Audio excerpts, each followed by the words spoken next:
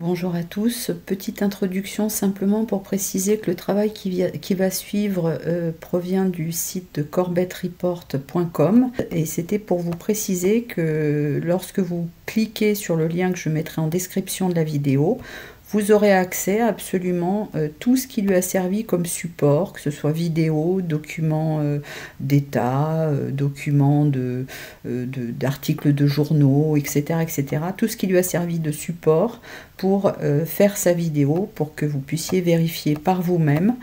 Il s'appuie sur des choses factuelles et à 99% sur des éléments qui émanent de sources officielles, donc pour lesquels on ne pourra pas vous dire que vous êtes complotiste. Bon visionnage. Welcome back, friends. Welcome back to the Corbett Report. I'm James Corbett of CorbettReport.com, coming to you in February of 2025 with breaking news. In case you haven't seen it, USAID is potentially about to wind up? ? Well, anyway, I'm sure you've seen it through the news feeds, but if not, you could go to source like antiwar.com, which had this up recently.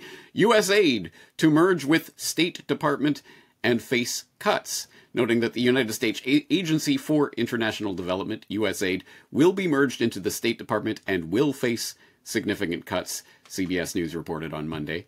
And you might have seen some of the brouhaha and reaction back and forth surrounding this, and there's a lot that can be garnered from events like this, depending on who is for this, who is against this, and what are they saying? So if you want some for this move, you might look at, for example, the Ron Paul Institute with Ron Paul's weekly column, where this past week he wrote about audit USAID, ...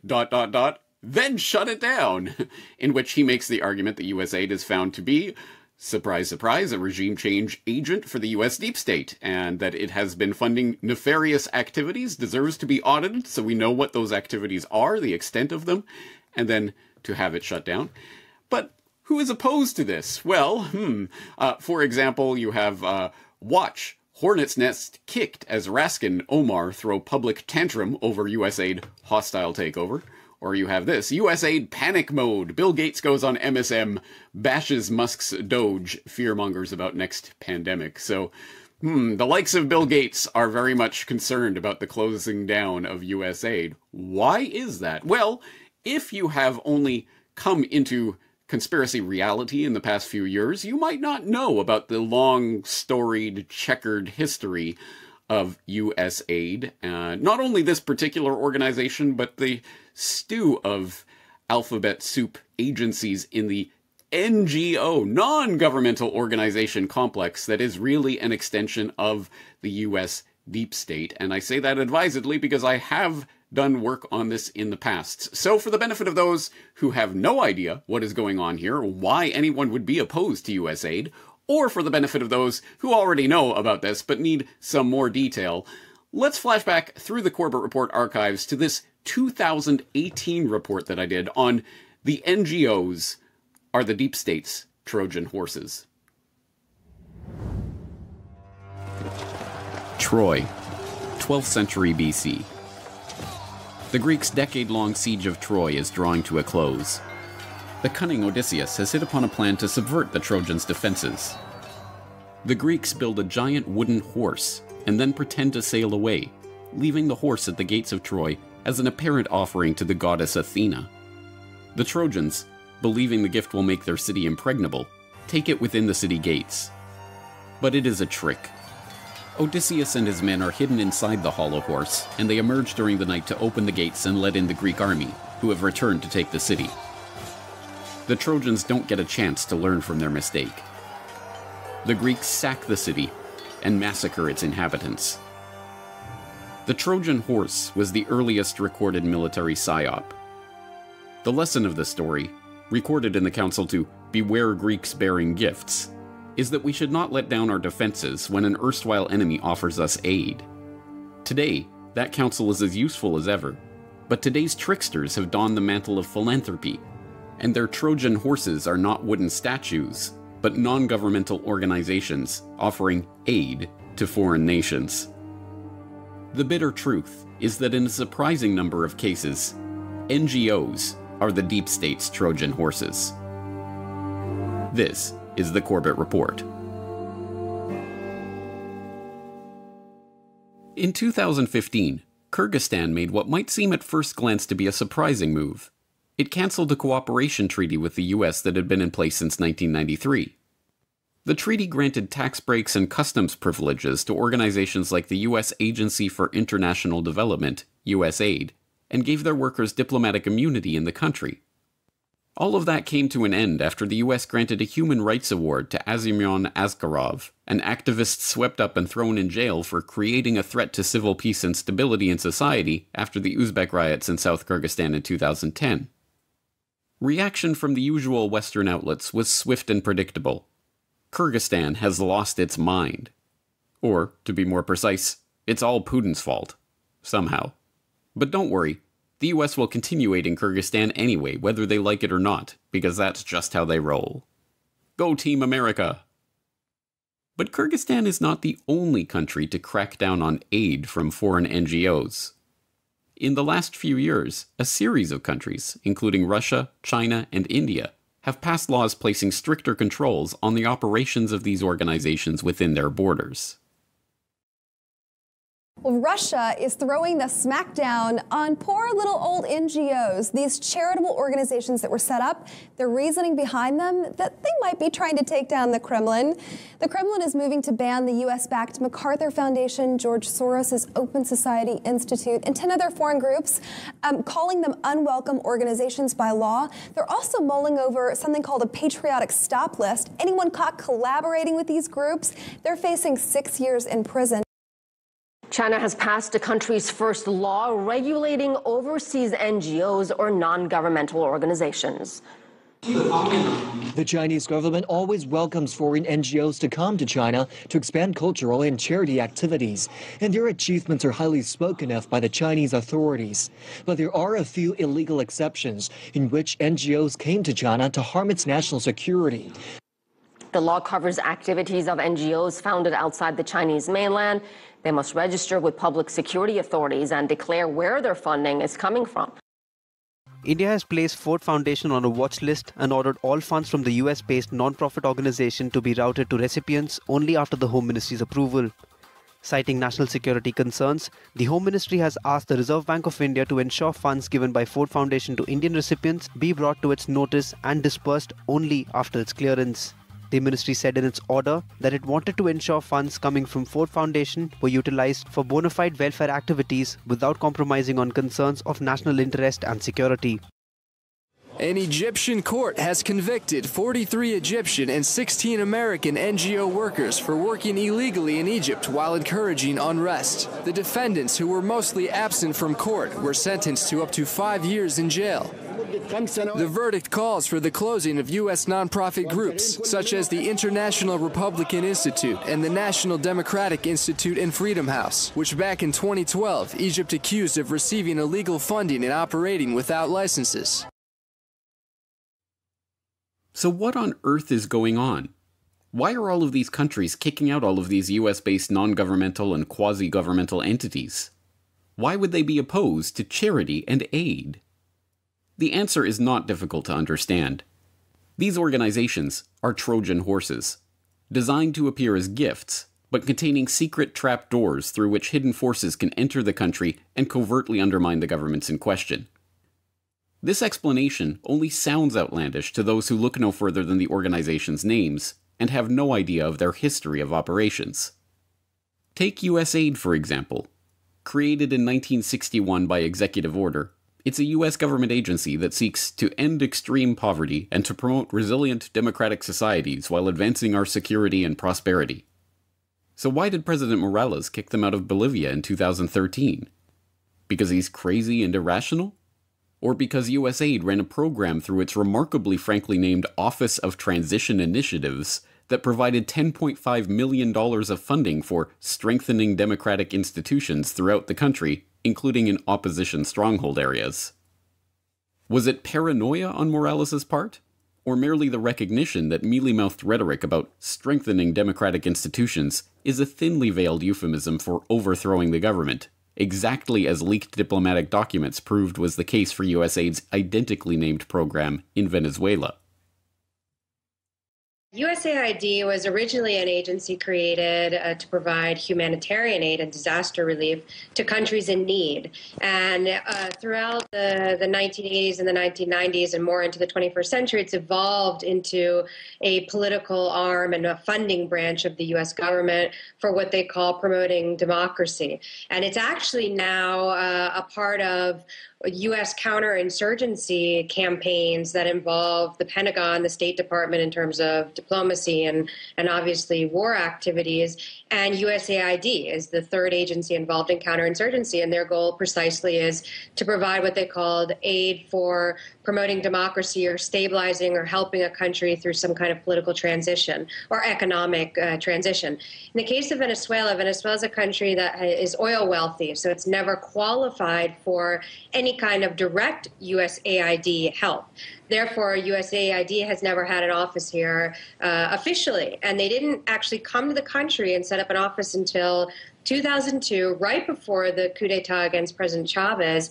And the documents, internal documents obtained under Freedom of Information Act reveal that the sole intention of setting up the office here in Venezuela was to aid opposition forces to eventually oust Chavez from power. Should governments trust USAID after it was revealed that the agency secretly created its own social media network in Cuba for the express purpose of undermining the Castro government?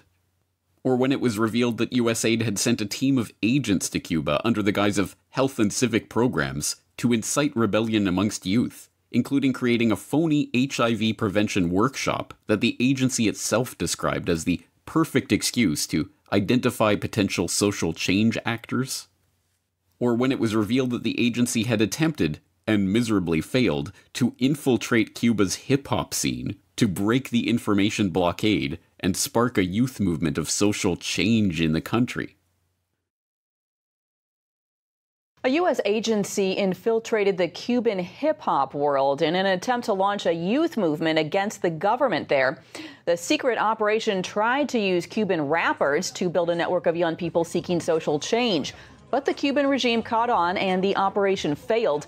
In the process, the U.S. Agency for International Development unintentionally compromised a vibrant music culture that produced hard-hitting grassroots criticism of the country.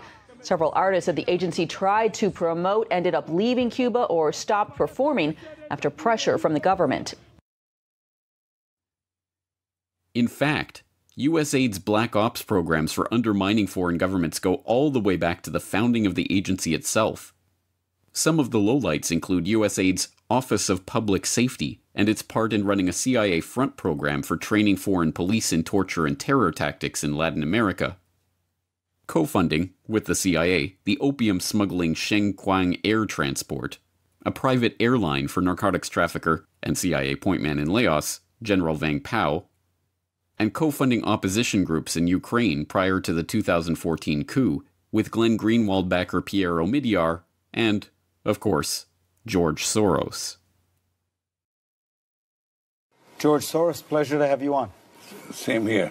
First, on Ukraine, one of the things that many people recognized about you was that you, during the revolutions of 1989, funded a lot of dissident activity, civil society groups in Eastern Europe, in Poland, the Czech Republic.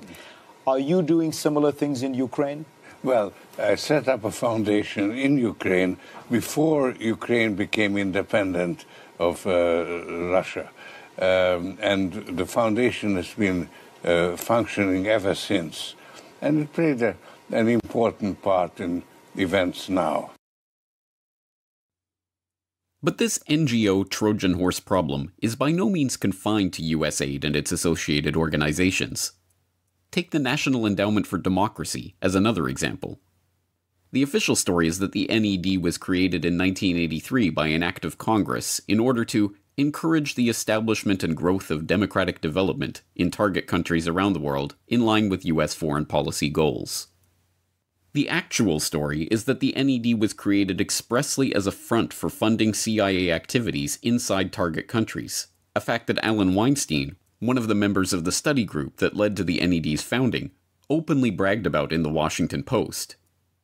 A lot of what we do today was done covertly 25 years ago by the CIA, he was quoted as saying. Even more blatant is an admission by then-Director of Central Intelligence William Casey, who wrote a memo to the White House advocating for the creation of NED, but cautioning that we here at the CIA should not get out front in the development of such an organization, nor do we wish to appear to be a sponsor or advocate.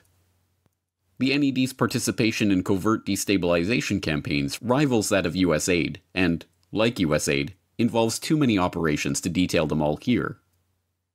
Lowlights include bankrolling the Project Democracy program that became the core of Oliver North's secret government during the Iran-Contra years, manipulating the elections in Nicaragua in 1990 to oust Ortega and the Sandinistas, overthrowing the government of Bulgaria in 1990 and Albania in 1991, and backing every major color revolution of the modern period, from the Rose Revolution in Georgia to the Tulip Revolution in Kyrgyzstan and Orange Revolution in Ukraine a decade ago, to the recent, unsuccessful Electric Yerevan in Armenia, and many others in between. What about Ukraine? I understand there are a few organizations that have been involved in Ukraine trying to disturb that government. Of course, we have visited on this subject quite a bit, but I didn't realize how much the NED is involved over there. And this is a big issue because I think the argument could definitely be made that NATO should have ended after the Cold War, but definitely the National Endowment for Democracy should have been ended after the Cold War. Instead, they say, like with every government program, no, now's the time we need more. But in Ukraine, just this past year, this is an interesting article written by the president of the National Endowment for Democracy. He's president for life. Karl Gershman. I know this might shock you, but he's actually a Trotskyite. He was a founder and member of a communist breakaway party, Trotskyite Social Democrats USA. He wrote an editorial in the Washington Post September of 13, just before the events happened in Ukraine. And he wrote, as the president of the National Endowment for Democracy, he said, Ukraine is the biggest prize. Yeah. And he mentioned that Ukraine's choice to join Europe will accelerate the demise of the ideology of Russian imperialism that Putin represents, and Putin may find himself on the losing end, not just in the near abroad, but within Russia itself. So his real goal is regime change. He spelled it out just before all of these events took place. Now, these types of Trojan horse operations have been used hundreds of times in the past, and there is no sign that the deep state is ready to abandon the trick now. Quite the opposite. It worked during the Arab Spring, when even the New York Times blithely admitted that the leaders of the protests had received training and financing from groups like the International Republican Institute, the National Democratic Institute, and Freedom House. And the State Department blithely admitted that they spent $50 million helping activists in the region network, communicate, and organize with each other through Trojan horse NGOs like movements.org. The deception also worked in Syria, where leaked documents proved the US had been providing millions of dollars of support to opposition groups in the country since 2006 through a variety of Trojan horse NGOs like the Movement for Justice and Development.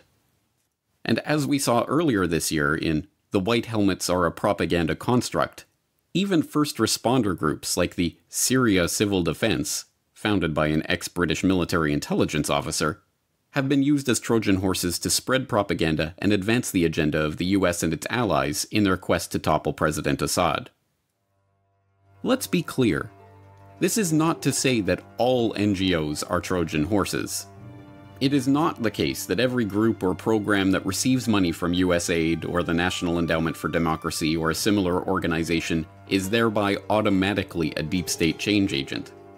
That is not how the Trojan horse technique works. No, what makes these NGOs so effective as disguises for regime change operations is that much of the time, they are doing what they claim to be doing, providing aid, assistance, and charity where it is needed. It is for this very reason that the US and its allies can so effectively smear NGO skeptics as crazy. But consider this. In 1938, the US Congress passed the Foreign Agents Registration Act, FARA. With the notable exception of AIPAC, NGOs, lobby groups, and individuals who are representing a foreign agent are required to register under the Act and are subjected to greater scrutiny of financial records and other activities. The irony is that FARA is essentially the same type of legislation that has recently been passed in China, But when the Chinese do it, it's craziness. When the US did it 70 years ago, it was just good common sense. Once again, the hypocrisy is evident for those who wish to see it. If there is any good to come out of this, it is that the public is increasingly aware of these types of covert activities. Perhaps more to the point, victims of these operations are now more willing to stand up to the US and suffer its potential diplomatic wrath by scrutinizing, monitoring, watchlisting, regulating, or even kicking out these agents of chaos. And now, just like the Trojans thousands of years ago, the world is learning the hard way that sometimes a gift is better left unopened.